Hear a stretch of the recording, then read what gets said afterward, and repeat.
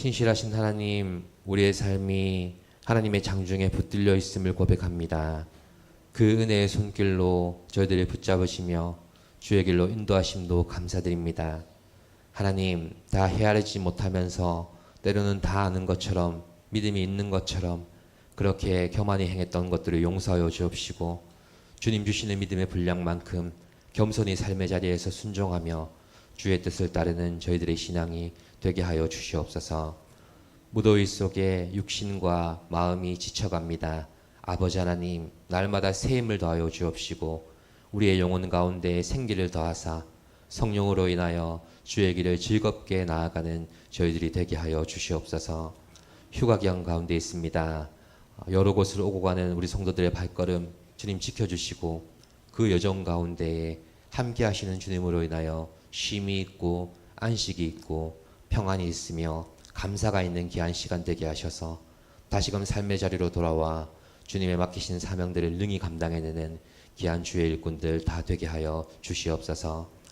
신앙의 힘을 잃고 나오지 못하는 영혼들 주님 기억하여 주옵시고 여러 가지 시험 가운데 탄식하며 주께 간구하는 영혼들을 기억하여 주셔서 주의 때가 있음을 알게 하시며 그 때를 믿음으로 인내함으로 기다리게 하시며 또한 그 때를 우리 가운데 나타내실 때에 살아계신 하나님을 자랑하며 간증하는 주인공들이 다 될 수 있도록 주여 크신 은혜를 베풀어 주시옵소서.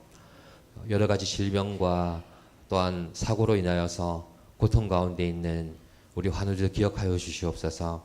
피 묻은 손으로 친히 안수하여 주옵시고 창조주의 손길로 온전하게 하셔서 새것 되게 하시며 다시금 아버지께 주신 건강과 그 시간으로 인하여 주의 일을 감당하는 귀한 주의 자녀들이 되게 하여 주시옵소서. 이 시간 말씀 전하시는 담임 목사님께 성령으로 충만히 임재하여 주옵시고 또한 전하시는 그 말씀 안에서 우리가 다시금 주의 길을 붙들고 주의 길을 곧게 하는 주의 자녀들 다 되게 하여 주시옵소서. 예배의 모든 시종을 주께 의탁드리오며 예수님의 이름으로 기도드립니다. 아멘.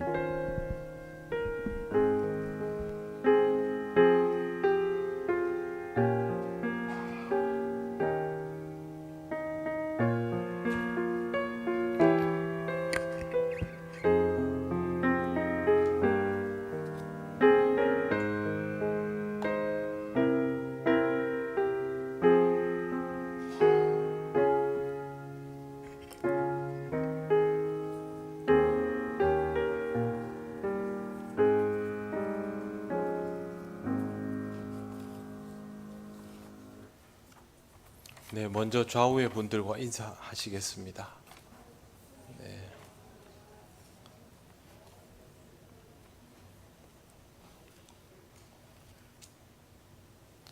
네, 오늘 하나님 말씀은 신명기 5장 1절에서 6절까지를 보겠습니다. 구약 성경 269쪽입니다. 신명기 5장 1절에서 6절까지입니다.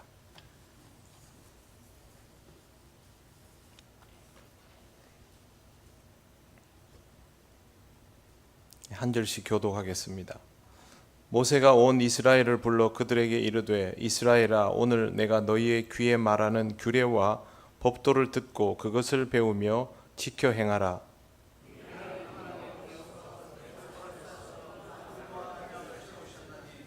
이 언약은 여호와께서 우리 조상들과 세우신 것이 아니요 오늘 여기 살아있는 우리 곧 우리와 세우신 것이라.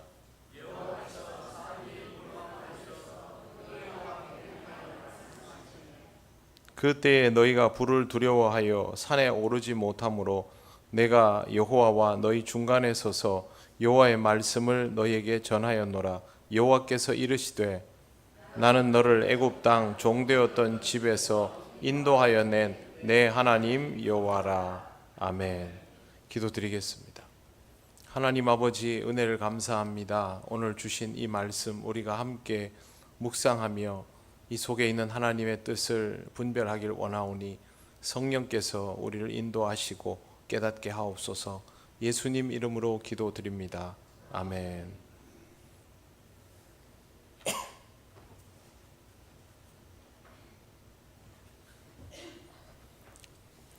네, 오늘부터 십계명에 관련된 규례와 법도에 관련된 말씀을 나누게 되는데요.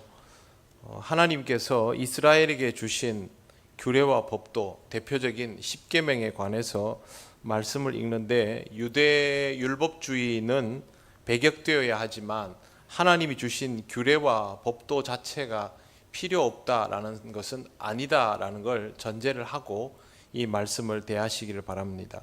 우리가 이 말씀 앞에서 해야 할 일은 십계명을 비롯한 규례와 법도를 제대로 깨달아서 예수님의 가르침이 율법의 본질적 자유를 선언하는 일임을 발견할 수 있어야 합니다. 그래야 하나님이 주신 말씀을 지키는 것이 훈련될 수 있습니다. 보통 사람들은 십계명이 나오면 이걸 지켜야 한다라는 생각부터 합니다. 십계명을 지켜야 하는 것이 맞습니다. 그런데 그것보다 먼저 생각해야 하는 것이 하나님께서 왜 십계명을 주셨는가 하는 것입니다. 그것을 이해하고 행동에 옮길 때에 하나님이 의도하신 바에 맞게 수행할 수 있기 때문입니다. 오늘은 계명의 내용보다는 십계명을 하나님이 왜 주셨을까, 그리고 우리는 여기에 어떤 반응을 보여야 하는가에 관한 말씀입니다. 1절 말씀을 먼저 보시겠습니다. 모세가 온 이스라엘을 불러 그들에게 이르되 라고 시작합니다. 온 이스라엘을 불러, 굉장히 당연한 표현 같지만 신명기 1장에서부터 여기 오기까지 단 한 번도 나오지 않은 표현이 온 이스라엘을 불러입니다. 그리고 이 말이 여기에서 비로소 나오는 이유는 지금 이제부터 이스라엘이 한 마음 한 뜻으로 하나님의 말씀, 규례를 접해야 하기 때문입니다. 지금까지 모세는 이스라엘 백성을 향하여 광야에서의 역사를 회상하게 하는 내용을 설교하였습니다. 그리고 이 설교를 들은 이스라엘 회중이 자신들을 하나님의 언약 공동체라고 새삼 깨달으며 우리가 지금까지 함께 이곳에까지 이르렀구나라는 마음을 가지게 되는 것이죠. 신앙생활을 교회 안에서 같이 쭉 할 때는 우리가 하나다라는 것을 의식 잘 못하다가 우리의 지난 역사들을 쭉 흘러서 이렇게 돌이켜 보게 되고 말씀을 듣다 보면 우리가 함께 왔구나라는 것을 확인할 수 있게 되지 않습니까? 그런 감정이 이스라엘에게 생겨나게 된 것입니다. 그때에 한 마음으로 하나님의 선포를 받아들일 수 있다라고 모세가 판단하고 그 다음에 온 이스라엘을 불러라고 하고 있는 것입니다. 공동체가 말씀을 듣는 자리는 바로 이 정체성에까지 도달되어야 합니다. 각자 따로따로 신앙생활하고 하나님의 말씀을 듣는 입장이나 위치도 다르기 때문에 우리가 하나다라는 것을 의식하지 못할 수 있지만 지나온 역사를 하나로 이해하고 받아들이는 과정이 반드시 있어야만 합니다. 교회의 역사는 생각보다 굉장히 복잡합니다. 왜 그러냐 하면 그 역사를 경험하고서 내렸던 판단들이 각기 다를 수 있기 때문입니다. 그런데 이 부분에 대해서 하나의 영적 공동체, 하나님이 우리에게 주신 메시지는 같다라는 의식을 가지지 못하게 되면 이 각기 다른 판단을 유효하게 둔 채로 다음 시대를 살게 됩니다. 그러면 별로 안 좋습니다. 예를 들면 이스라엘이 정탐을 다녀와서 어떻게 반응을 했습니까? 우리가 저기는 공략할 수가 없는 곳이다, 거인들이 있다라고 반응한 무리와 하나님께서 저곳을 우리에게 넘겨주셨다라고 반응한 무리가 있지 않습니까? 하나의 공동체이고 광야의 생활을 경험했지만 다른 관점으로 대하는 입장이 나오게 된 것이죠. 그 다음에 정복 전쟁을 앞두고도 생각이 다를 수 있습니다. 과연 우리가 요단 동편에서 서편으로 넘어가면 이 전쟁에서 승리할 수 있을까? 아니면 하나님께서 이미 말씀을 주시고 약속하셨기 때문에 능히 승리할 수 있다, 그렇게 받아들일 수 있죠. 그리고 광야의 생활 중에서 모세에게 반기를 들었던 사람들이 처단되었을 때 그 광경을 보면서 두려워하기는 하지만 너무 과격한 그런 심판이 아닌가라고 받아들인 이도 있었고, 하나님 앞에 그저 두려워 고개도 들지 못한 이들도 있을 수 있습니다. 만약 그 일에 대한 판단이 각기 달라져 버린다면 앞으로 의견이 갈릴 일들이 점점 늘어나게 되는 것이죠. 전쟁에서 승리한다고 끝나는 것이 아니라 승리하고 났을 때 전리품에 대해서 욕심을 가지게 되는 이도 나오게 되는 것이고, 가나안 땅에 들어가서도 여호수아처럼 오직 나와 내 집은 여호와만 섬기겠노라 라고 반응을 보이는 집도 있겠지만, 다른 집들은 또 우상 숭배에 쉽게 빠져들어 버리지 않습니까? 결국 이러한 것들이 갈리워질 수 있기 때문에 모세는 온 마음으로 하나 되는 영적 공동체가 되어야 함을 알려주기 위해서 온 이스라엘을 불러서 온 이스라엘이라는 표현을 굳이 사용하면서 설교를 하고 있는 것입니다. 신앙 공동체는 하나의 기억에 대한 다른 판단을 가질 수 있지만, 그 판단보다는 하나님께서 그 일에 대하여 역사하시고 주도하셨다라는 생각에 더 집중을 해야 합니다. 그게 아니라 내 판단과 해석이 앞서버리기 시작하면 교회 공동체는 각양각색이 됩니다. 우리 교회의 지난 역사에 대해서 해석을 하라고 하면 다 똑같을까요? 다르지 않겠습니까? 그러나 그게 중요한 게 아닙니다. 하나님이 지금까지 우리 교회를 이끌어 오셨다는 것이 중요한 것이죠. 그리고 하나님의 인도하심으로 인하여 오늘도 우리는 여전히 신앙 공동체로 살아가고 하나의 방향을 바라보게 되었다라는 게 중요한 것이죠. 거기에 더 집중하지 못하게 되면 우리는 같은 마음으로 말씀을 들을 수가 없게 됩니다. 그래서 말씀을 전하다가 지난 역사에 대한 하나님의 뜻을 선포할 때 그 일이 내게 불편했으면 받아들이지 않으려 하고, 그 일이 내게 유리했으면 받아들이려고 감탄고토하는 그런 방식의 태도가 취해질 수도 있는 것이기 때문에, 우리는 항상 우리 교회 공동체에 하나님께서 역사하셨고 약속을 주셨기 때문에 지금까지 여기에 왔고, 우리는 앞으로도 같이 나아가야 하는 공동체다라는 의식을 꼭 가지고 있어야 합니다. 거듭 말씀드리지만 우리 중에 우연히 여기 와서 앉아있는 사람 아무도 없습니다. 어찌 하다 보니까 모이지 않았을까요? 절대 그렇지 않습니다. 하나님은 의도적으로 우리를 여기에다 앉춘 겁니다. 그러니까 우리가 함께 신앙생활을 하고 있음에도 서로 좀 성향이 맞지 않거나 정서의 차이가 있거나 뭐 그렇다 하더라도 하나님께서 우리 중에 누구도 거저 데려다 놓은 사람이 없다는 것을 꼭 의식하시고, 그 사람들에게 나와 같은 비중의 이유가 있다라는 것을 생각하고 신앙 공동체를 이루셔야 됩니다. 하나님이 나만 여기 뜻을 가지고 불러놓은 게 아니라는 거죠. 우리 교회의 모든 사람들에게는 우리는 다 헤아리지 못하는 각각의 이유들이 있습니다. 그리고 그 이유들의 조합을 통해서 하나님이 우리 통영교회를 움직여 가십니다. 그걸 꼭 기억하시고 하나님의 말씀을 같은 마음으로 들을 수 있는 우리 교회가 되면 좋겠습니다. 이 구절에는 두 가지를 보아야 합니다. 먼저는 규례와 법도에 관한 것입니다. 규례라는 말은 공동체가 자체 질서를 위하여 세우는 기본법 같은 것을 말합니다. 규제법이죠, 규제법. 보통 이런 규례는 국가기관에서 세웁니다. 입법기관들 있지 않습니까? 국회 같은 입법기관이나 아니면 국가기관 중에서도 법을 세울 수 있는 기관들이 있으면 그 곳에서 세우는 것들이 일종의 규례에 해당됩니다. 보통 다 그렇게 합니다. 그런데 이스라엘의 규례는 누가 세웠습니까? 하나님이 세우셨습니다. 사람들이 모여서 국가 공동체를 이루고 국가 공동체에서 대표를 세우고 기관을 만들어서 규례를 세운 게 아닙니다. 하나님이 규례를 세우고 모세에게 주셨습니다. 그리고 모세가 백성들 다 모여봐라, 두령들 모여봐라 해가지고 선포합니다. 그런데 백성이 하나님께서 모세에게 규례를 줬다는 것을 확인할 수 있습니까? 봤습니까? 못 봤지 않습니까? 이걸 받아들여야 되는 겁니다. 모세가 머리가 너무 좋아서 산에 올라가가지고 혼자 40주야를 머리를 막 짜가지고 뭘 써서 내려올 수도 있지 않습니까? 모세가 머리가 그렇게 좋지는 않을 거라고 백성이 생각했을 수도 있지만 그럴 수도 있지 않습니까? 그런데 그대로 다 받아들여야 되는 겁니다. 한 국가가, 민족이 움직이는 법을 40일 만에 제정돼서 쏟아내놓으면 백성은 받아들여야 됩니다. 모세를 믿어야 하고 모세를 통하여 역사하시는 하나님을 믿고 인정하고 받아들여야 되는 겁니다. 이스라엘이 가진 규례는 근본적으로 다른 나라와 다르다라는 것을 꼭 기억하셔야 됩니다.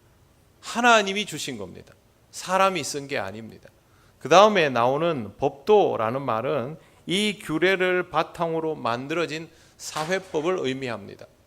그러면 이 사회법이라는 것은 원래는 규범이 세워지면 그 규범에 맞는 하위법들, 생활 속에 사용할 수 있는 법들이 거기에 따라서 이렇게 가지치기를 해나가듯이 세워지게 되는데, 성경에는 하위법도 하나님이 다 주셨습니다. 이것도 하나님께서 모세를 통하여 일일이 세부적인 것까지 전부 설명해 주셨습니다.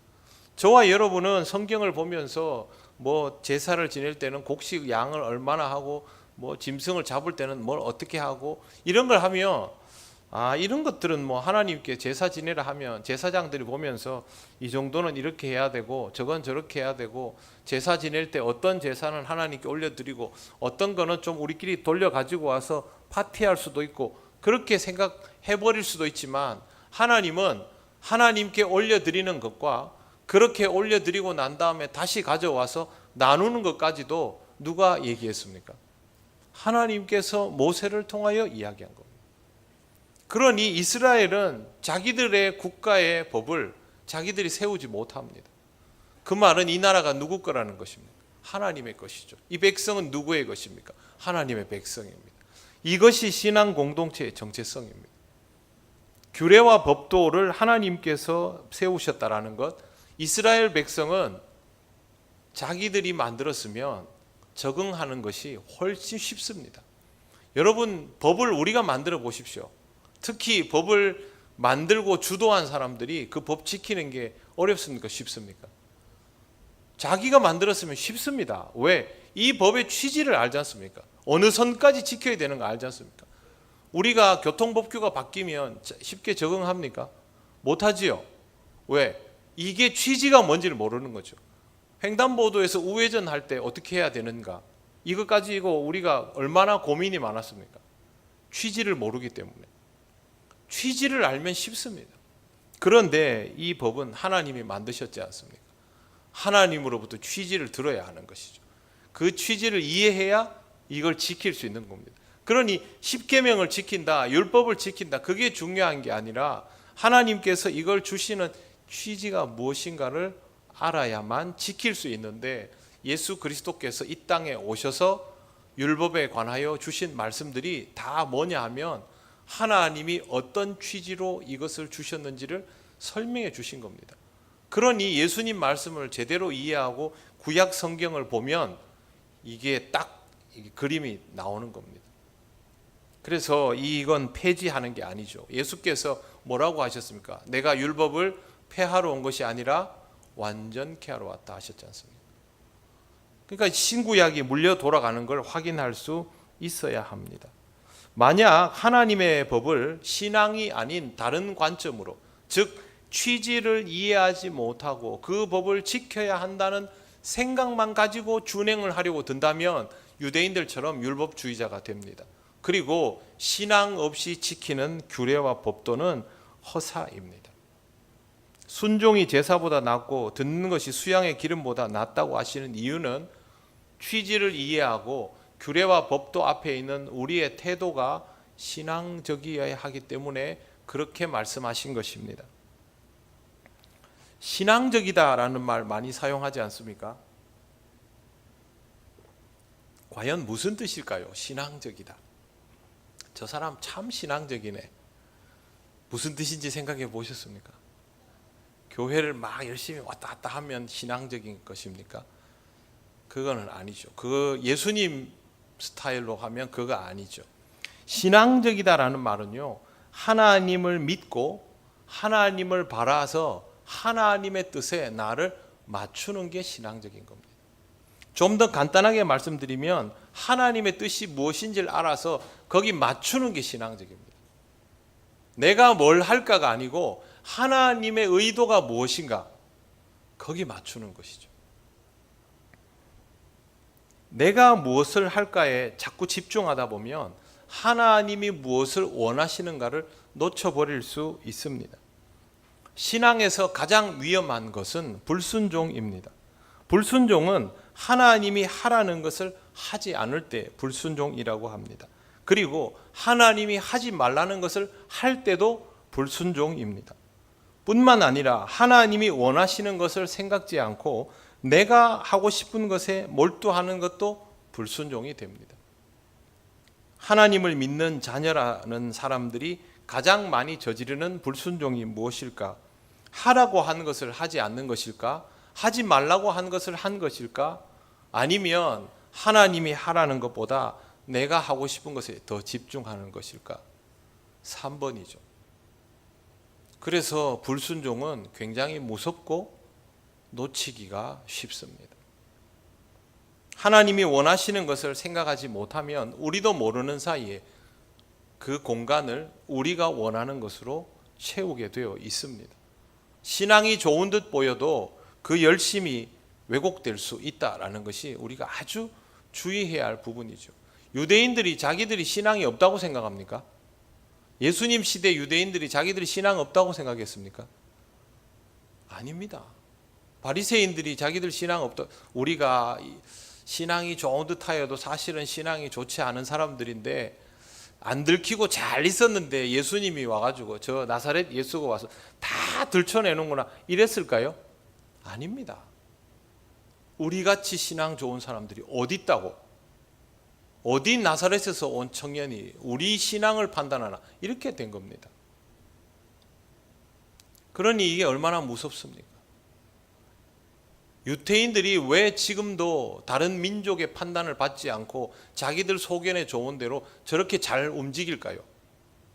이슬람 사람들은 왜 저렇게 주저함이 없이 전쟁을 할까요? 본인들이 다 신앙 좋은 사람들입니다. 하나님이 전쟁을 원하십니까? 예수 그리스도가 오신 이후에도 복음보다 총칼이 앞서는 걸 하나님이 원하십니까? 아니지 않습니까? 그럼 예수님 십자가를 왜 지십니까? 그런데 기독교 국가에서 스스로 하나님을 믿는다고 말하는 사람들이 누구보다 전쟁을 열심히 했습니다. 하나님이 원하시는 바가 무엇인지를 생각지 않고 하나님이 이렇게 하면 좋아하실 거야 만 생각한 것입니다. 그게 불순종입니다. 이 불순종에 길들여지지 않으려면 우리는 하나님의 규례와 법도가 가진 취지를 알아야만 하는 것이죠.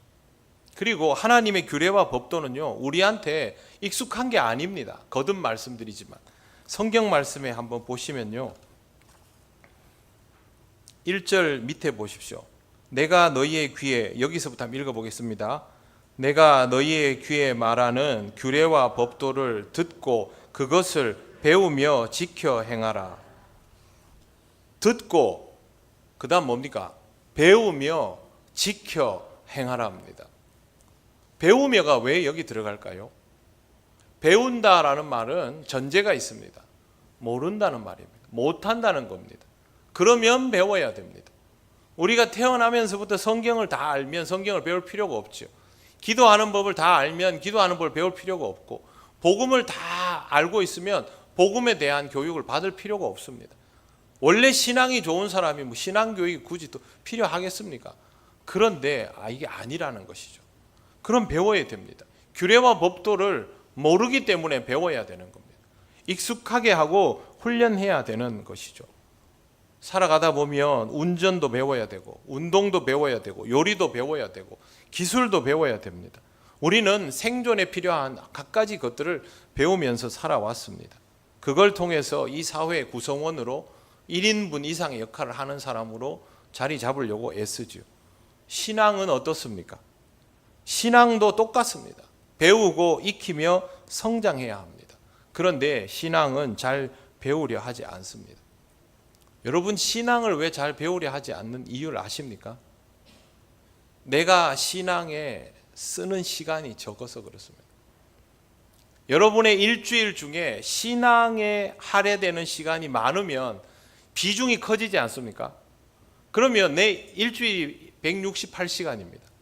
168시간 중에 교회 와서 예배 드리고 하는 시간 이외에도 신앙적으로 뭔가를 생각해야 하고 기도를 드리고 복음을 전하고 아니면 그리스도인으로서 뭔가를 드러내야 하고 이런 이게 비중이 커지잖아요. 평소에 여러분의 삶에 대해서도 신앙적 묵상을 해야 되고 성경을 읽어야 되고 이게 커지면 내 일주일의 시간 중에 비중이 커지는 영역이 서투른 것을 우리는 못 견딥니다. 그래서 이걸 연말을 해야 됩니다. 여러분이 일주일에 운동하는 시간이 일주일 동안 합치면요 10시간이 넘는다 해보십시오. 그러면 운동을 못하면 그 10시간 넘는 동안 계속 스트레스 받을 거 아닙니까? 그러면 배워야 됩니다. 그런데 신앙을 배우지 않아도 하나도 답답하지 않은 이유는 일주일 내내 합쳐봐야 내가 신앙에 쏟아붓는 시간이 5시간도 안 되는 거예요. 168시간 중에 5시간도 안 되면 별로 안 중요한 시간인 겁니다. 그러니 안 배웁니다.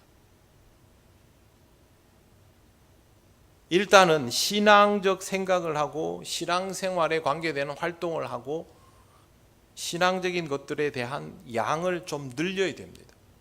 그래야 이게 내 인생에서 비중이 커지는 걸 경험합니다. 주일날 교회 오면 몇 시간 있을까요? 계산해 보셨습니까? 차 타고 오는 시간 포함하지 마시고 교회에 와서부터 11시 예배에 오시는 분들은 조금 일찍 오신다고 해도 오후 예배 마치고 딱 간다 하면 4시간입니다. 점심만 먹고 간다. 밥 먹는 시간도 포함시켜 줍시다. 둘에 2시간 안 됩니다. 일부 예배 때부터 오시면 6시간입니다. 그런데 이게 다면 일주일 내내 이게 다면 그러면 168시간 중에 나는 신앙생활하는 시간이 10분의 1도 안 되는 겁니다. 사람은 거기에 투자하지 않습니다. 적어도 168시간 중에 내가 신앙에 투자하는 시간이 첫째는 10분의 1은 넘어야 됩니다. 기도 시간을 채우든 성경 읽는 시간을 채우든 전도를 하든 아니면 뭐 봉사를 하든 뭘 하든 이렇게 해서 양을 좀 늘려가야 내가 이 부분에 있어서 발전이 필요하구나라는 의식을 합니다. 그걸 하려고 훈련을 하라는 겁니다. 교회를 오고 예배를 드리고 기도에도 참석해보고 뭘 하라는 겁니다. 매번 온다고 해서 은혜 받고 그런 게 아니라도 그렇게 하면서 경험치들을 늘려가야 한다라는 것이죠. 그렇게 하면서 필요성을 느끼면 신앙적인 발전에 대한 목마름이 생깁니다. 성경을 내가 더 알아야 하는구나. 하나님 앞에 기도를 드리는데 하나님 앞에 진심으로 내 삶을 내려놓는 일이 잘 안 되는구나. 눈을 감아서 기도하는데 5분만 지나면 할 말이 없네. 이런 것들이 이제 시작이 되는 것이죠. 그러면서 하나님 앞에서 조금씩 이제 신앙의 성장에 목말라 하고 그런 사람이 성경도 읽고 시간을 내서 기도를 드리고 다른 신앙적 책도 읽고 또 믿는 자들끼리 만나면 자기 삼나눔도 하고 그리고 이웃에게 복음도 전하고 그런 일들을 하게 되는 겁니다. 내 옆에 있는 이웃들에게 한마디 이런 말 건네면서 내가 기도해 줄게 고생이 많다 이 말도 이제 하기 시작하는 것이죠. 그러다 보면 조금씩 자라나는 것입니다. 이런 신앙의 성장을 여기 수요일에 오시는 분들 정도면 아마 이미 목말라 하는 분들이 맞습니다만 일주일에 딱 한 번 주일 낮에 그 시간 외에는 신앙에 관계되는 생각조차 하지 않는 분들도 분명히 있습니다. 그분들은 심각합니다. 우리가 더 잘났다고 생각할 그건 아니지만 그분들은 우리보다 더 심각합니다. 그런 신앙의 발전을 위한 그런 영적인 고민들이 좀 필요합니다. 이 부분들은 우리가 말씀과 기도 그리고 스스로를 돌아보는 시간을 통해서 채워나가야 하는데 규범을 지키라는 거 아닙니다. 우리는 복음을 받은 사람들입니다. 그렇기 때문에 이 복음을 통하여 규례와 법도를 지키는 것이 아니라 복음을 행함을 통하여 영적 자유함을 누려가는 사람이 되어야 합니다. 지금 우리가 몰두해야 될 게 뭐냐 하면요, 성경을 읽어서 복음의 의미와 가치를 깨닫는 게 필요합니다. 여러분 신앙생활을 하면서 자유함을 느끼십니까? 그걸 깨달아야 됩니다. 내가 예수를 믿어서 자유함이 느껴진다는 걸 알아야 됩니다. 정말 내가 좋아서 교회를 나오게 되었고 하나님 앞에 바라는 마음으로 기도하게 되었고 하나님 앞에서 헌신 봉사하는 것이 기쁘게 되었고 성경을 읽으면 즐겁고 지금 성경 그 일독 하시는 분들 제가 물어보면 이번 주에가 끝나잖아요. 그죠? 끝나면 다 그대로 받아서 또 한다거든요. 좋다는 거 아닙니까? 내 안에 이제 그게 있느냐 없느냐를 확인하셔야 되는 거죠. 율법이 아닙니다. 복음입니다. 복음을 통한 자유, 진리가 우리를 자유케 함을 경험하는 것이죠. 물론 신앙생활 하다 보면 피곤할 때도 있고 스트레스 받을 때도 있고 상처 받을 때도 있고 또 뭐 신앙적인 회의가 드는 순간이 올 수도 있죠. 인간이기 때문에. 그러나 그럼에도 불구하고 다시 한번 거기서부터 영적 연단의 자리로 나아가기 위해서 배우고 지키고 행해 나가는 과정을 내 스스로 바라고 있느냐, 그게 중요한 겁니다. 이스라엘 사람들은 규례와 법도를, 우리는 복음을 깨우쳐가는 것을 통해서 그렇게 해야 됩니다. 사랑하는 성도 여러분, 듣고 배우고 지키고 행해 나가시기를 바랍니다. 뭘 얼마나 잘하느냐의 문제가 아니라 우리가 하나님으로부터 받은 은혜들을 그렇게 채워 나가실 수 있을 때에 여러분이 정말 행복하게 신앙생활 할 수 있습니다. 여기서 죽도록 고생하고 나면 하나님이 천국을 주실 것이다가 아니고, 여기서 내가 하고 있는 이 신앙생활 속에 하나님이 주신 놀라운 기쁨이 있다라는 것을 발견하시는 은혜를 누리시기를 바랍니다. 모세는 이 지켜야 할 것들에 대해서 언약이라는 단어를 언급하고 있습니다. 2절과 3절 말씀을 보시면 우리 하나님 여호와께서 호렙산에서 우리와 언약을 세우셨나니 이 언약은 여호와께서 우리 조상들과 세우신 것이 아니요 오늘 여기 살아있는 곧 우리와 세우신 것이라. 풀어서 설명하면 이렇습니다. 너희는 이 약속을 기억도 못할 수도 있지만 이 약속은 맞다, 너희 선조와 세운 언약이다. 지금의 우리가 아니라 어제의 우리라고도 할 수 있을 것이다. 그런데 이 언약은 지금 우리에게 유효하다. 여기 성경이 그렇게 돼 있죠. 이 3절에 이 언약은 여호와께서 우리 조상들과 세우신 것이 아니요 오늘 여기 살아있는 우리 곧 우리와 세우신 것이라. 우리라는 표현을 계속 사용하죠. 지금 여기 있는 우리. 현존이라는 말을 제가 가끔 사용합니다. 현존, 존재라는 말이 있고 현존이라는 말이 있는 철학적 용어인데요. 존재라는 말은 있음이라는 뜻입니다. 현존이라는 말은 지금 여기 있음이라는 뜻입니다. 하나님은 현존하십니다. 하나님은 존재하시죠. 그런데 하나님의 존재는 우리가 다 파악할 수 없습니다. 왜? 우리는 찰나를 살아갈 뿐이잖아요. 그런데 하나님은 현존하십니다. 우리의 찰나 속에 존재하시기 때문에. 그리고 그 존재를 통해서 우리를 만나시는데 그 우리는 어제 우리 선조도 우리이고요. 지금 나도 우리이죠. 하나님은 우리 선조와 약속하셨지만 지금 그 약속이 우리를 통하여 다시 구현되고 있는 것이죠. 모세가 그 말을 하는 것입니다. 조상과 한 약속 우리와는 상관없어. 아닙니다. 그 하나님이 지금 여기 계시고 그 하나님이 이 백성을 이끌어서 지금 여기까지 오셨고 그 하나님이 그 약속을 지금 우리에게 이루시기 때문에 이 약속의 대상은 조상이 아니라 우리라는 겁니다. 모세가 자기는 여기 해당 사항이 있습니까 없습니까? 없지 않습니까? 그런데 모세도 우리라고 말합니다. 하나님은 현존하시기 때문에. 하나님이 현존하시면요 우리도 현존적으로 반응해야 됩니다. 하나님이 지금 여기, 그러면 나도 지금 여기, 그렇게 반응해야 하는 것이죠. 그래서 사실 그리스도인은 구태의연할 수가 없습니다. 그리스도인은 어제의 기억으로 신앙생활 하는 사람들이 아닙니다. 하나님이 여기까지 우리를 도우셨다. 그리고 지금부터 또 하나님은 함께 하신다거든요. 그걸 기억하고 있으라는 것이 모세의 말입니다. 하나님께서 이 통영교회를 세우실 때 맺어주신 언약은 그 시대 사람들에게만 유효한 것이 아닙니다. 오늘 조동아 목사님 사모님이 오셨습니다. 아침에 갑자기 오셔가지고 잠시 만나 뵙고 손주들하고 왔습니다. 성악을 전공한 손주들이 외국에 있는데 들어와서 할머니를 모시고 여기 와가지고 이제 교회를 둘러보고 제가 기도해드리고 그래 가셨거든요. 95이라 하시더라고요. 근데 와 정말 정정하셨습니다. 제가 그때 이 말씀을 보고 있었거든요. 하나님께서 우리 교회의 선조들에게 주신 약속은 우리에게 유효하다. 이걸 보고 있는데 오셨어요. 조동아 목사님은 우리 교회가 눈에 띄는 성장을 하던 그 시대의 목회자입니다. 그리고 이 교회를 건축한 목사님이시죠.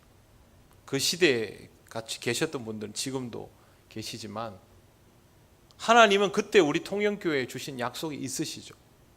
그리고 그 약속은 지금 우리에게 유효한 것입니다. 우리는 그걸 믿고 가는 것이죠. 우리의 현존에서 하나님께 그렇게 반응하면서 가면 또 세월이 지나고 나면 하나님께서 우리 다음 세대에게 그 약속을 유효하게 하시는 겁니다. 사실 이것만 잘 지키면요 다음 세대를 염려할 일은 없습니다. 제일 문제는 신앙이죠. 신앙. 하나님에 대한 의식이 중요한 것입니다. 그 다음에 한번 보십시오. 4절 말씀. 여호와께서 산 위 불 가운데에서 너희와 대면하여 말씀하시매. 자, 하나님이 이스라엘과 약속을 하시는데 약속을 하시기 위해서 하나님이 하신 일이 뭐냐 하면요 이스라엘과 대면하는 것입니다.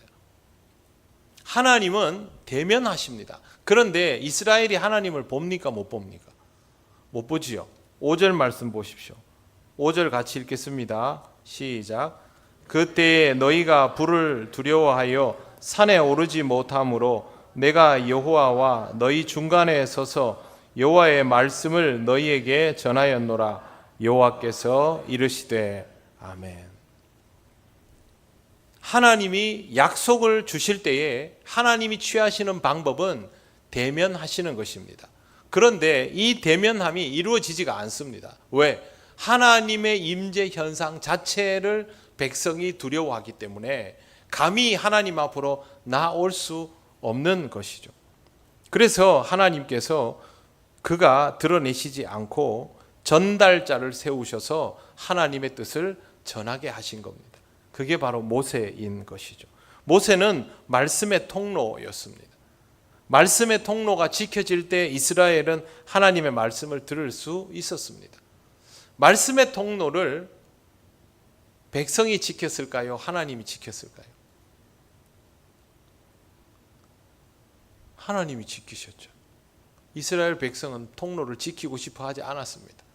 자기들이 좀 잘할 때는 그 통로 앞에 가가지고 인정받고 싶었을 것이고 잘 못할 때는 모세를 불편하게 생각했죠. 그런데 하나님은 통로를 지키셨습니다. 그리고 딱 쓸 만큼만 쓰시고 이제 마침표를 찍게 하십니다. 모세는 하나님의 종이기 때문에 그것에 대해서 순종하며 따를 수밖에 없습니다. 하나님은 모세에게 말씀을 전달하셨고 모세는 그것을 백성에게 전합니다. 그 내용이 6절입니다. 6절 말씀 같이 읽겠습니다. 시작. 나는 너를 애굽 땅 종되었던 집에서 인도하여 낸 내 하나님 여호와라. 아멘. 하나님의 말씀 일성은 나는 여호와로라입니다. 여기만이 아닙니다. 떨기나무 숲에서 모세를 처음 만났을 때도 하나님은 이런 방식으로 말씀하셨습니다. 본인이 누구인지를 밝히셨습니다. 이게 하나님의 첫 번째입니다. 오늘 읽은 이 6절 말씀은요, 이스라엘 사람들에게는 십계명 자체의 제1성입니다. 우리는 그 다음에 나오는 7절 말씀을 1계명이라고 하지만 이스라엘은 이 앞에 것부터가 1계명입니다. 말씀의 시작이죠. 말씀의 시작을 항상 기억하시기 바랍니다. 하나님 말씀의 시작은 무엇을 해라가 아닙니다. 나는 하나님이다. 이게 하나님 말씀의 시작입니다. 왜 그러냐 하면 하나님을 의식하고 이 말씀들을 계속 받아들여야 되기 때문에 그렇습니다. 코람데오라는 말을 들어보신 적이 있을 것입니다. 코람데오라는 말은 하나님 앞에서라는 뜻입니다. 항상 하나님 앞에서 살아가는 것을 잊지 말아야 하는 것이 신앙의 삶이기 때문에 그렇습니다. 하나님께서 말씀하여 주시며 하나님이 살아계심을, 하나님이 역사하심을 드러내십니다. 다른 경로가 아닌 말씀을 대할 때 우리가 하나님의 임재를 제일 확실히 경험할 수 있는 자리는요, 성경입니다. 여러분, 성경을 읽을 때 책을 읽는다고 생각하지 마시고 하나님이 내게 제일 먼저 나는 여호와로라 그렇게 말씀하시고 나로 하여금 이 말씀 속에서 내게 이야기하신다라는 의식을 하고 성경을 읽으시기 바랍니다. 하나님의 말씀을 대하는 그 태도가 우리로 하여금 말씀을 듣고 배우고 지키고 행하게 만든다는 것을 꼭 기억하시고 하나님이 주신 이 말씀 따라 살아가시기를 바랍니다. 기도드리겠습니다. 오늘은 여러분 자신 그리고 지금 여러분 옆에 계신 분들 위해서 기도하면 좋겠습니다. 하나님 아버지가 늘 내 앞에 계심을 잊지 않게 하옵소서. 하나님의 말씀을 펼칠 때마다 내게 말씀하시는 것임을 듣게 하옵소서. 다 같이 기도드리겠습니다. 아버지 하나님, 은혜를 감사합니다. 오늘 주신 이 말씀 통해서 우리가 하나님의 뜻이 무엇인지를 조금 더 깨닫게 하시니 감사합니다. 하나님 아버지, 부족한 종이 전한 내용들보다 하나님의 살아계심을 기억되게 하시고 우리 모두가 하나님 말씀 앞에서 하나님의 임재를 경험하고 그 말씀을 육성으로 받으며 순종하고 듣고 지켜 행할 수 있는 사람들 되게 하여 주시옵소서. 하나님, 우리 통영교회가 하나님 말씀에 온전히 순종함을 그렇게 지켜나가는 교회 되기를 원합니다. 아버지 하나님, 우리의 모든 것들이 말씀 앞에서 새로워질 수 있도록 성령께서 역사하여 주시옵소서. 우리 모든 것들을 아버지 하나님께서 인도하여 주실 때 우리의 삶이 주의 말씀을 따르며 연단받고 신앙적인 성장을 이루어 갈 수 있기를 원합니다. 하나님, 우리 부족함 너무 많습니다. 이 부족함들이 말씀을 통하여 아버지 하나님 변화되게 하옵소서. 신앙의 성장을 이룰 수 있도록 인도하여 주시옵소서. 하나님, 우리를 도우시옵소서.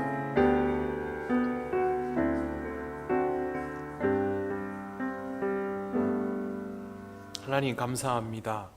하나님 앞에 있다는 것을 잊을 때가 너무 많습니다. 하나님 잊지 않도록 우리를 늘 깨우시고 인도하여 주시길 원합니다.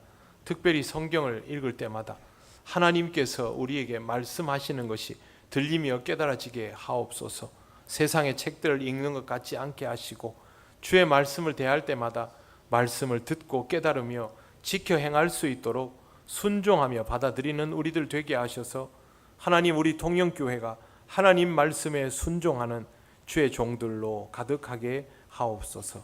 감사드리며 예수님 이름으로 기도드립니다. 아멘.